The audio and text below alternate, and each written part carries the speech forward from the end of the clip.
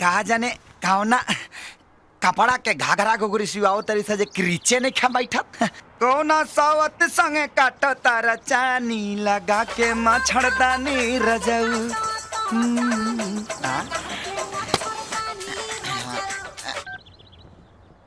Hello गुरु power laundry.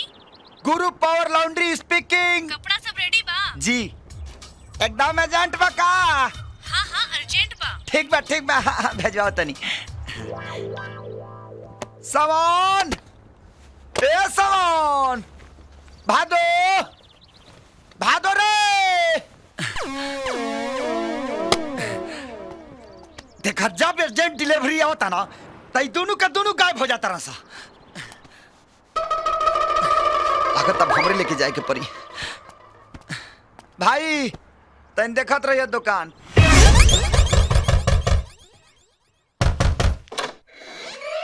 केहू बाजी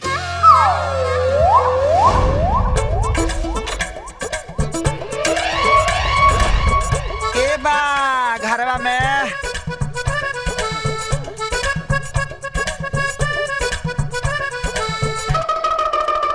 सुनाता हिलो सुनाता हिलो हिलो सुनाता रे। कहाँ से सुनिया सा? कान में ठेपी ढुकवले बड़ी सा।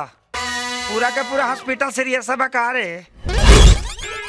भाई लोग जवानी आनहर होला तो सुन ले रहनी है, लेकिन बहिर होला आज पहली बार पता चलल। आपने के का सामान दिया लिया।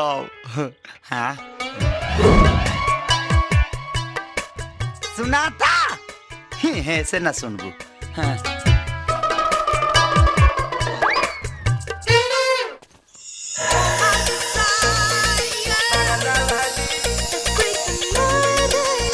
सफा कौन जोड़े बड़ी सकार है।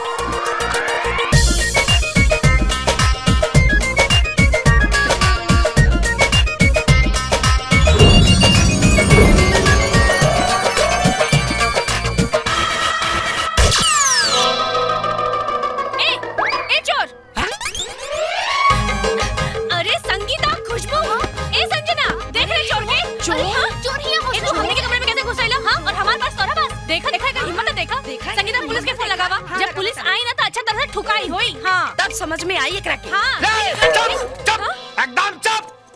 हम चोर ना हई, गुरु पावर लॉन्ड्री के प्रोप्राइटर हई और हम यहाँ चोरी करने के आइल। हाउ देखा हाउ जौन कपड़ा तानी के धोके ले आइल बानी ओकरे पैसा लेता नहीं। अरे त काई धर्मशाला है जो सीधे घुस गईला है। आवे से पहले तोहरा के दरवाजा ना खटखटावे के। तक के मारी तूर दी कमरिया। हां कान में ठेपी ढुकाले पड़ी लो तक भोपू बजा के आई। हां ठीक बा हमार पर्स दो और हमार पैसा दो। ऐसा पर्स अपना नानी के कजिया में 4-4 गो दान कइले बानी। हां ठीक बा तहार पैसा कितना भाई? 150। हां 150 रुपया?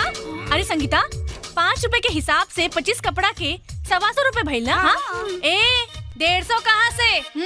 20 ऊपर करला 5 गो भीतर करला 10 रुपया लागेला भीतर वाला के तो 10-5 50 जोड़ लो। ठीक बा दे रहल बानी। ढेर बोलताई पकड़। 30 गो घाटा था। ले एगो बचत के उपाय बताई। बोला। छोटका कपड़ा अपने हाथों से कहानी खुद धो ले। ढेर मत बोल बुझले। तब भड़कत का बारे का भड़कत अरे हो। तोरा के आपन जान के नु सलाह देता नी। जानता रू तू पहले ही मुलाकात में हमारा दिल के इतना भाग गेलू है ना कि तोरा के डिस्काउंट देवे के मन करता हमरा। सुना गलता हो गया का जी? हमरा के डिस्काउंट दी। डिस्काउंट मारी। इला 5 रुपया एकरा के लमन चूस चाभ लिया चटर 5 रुपया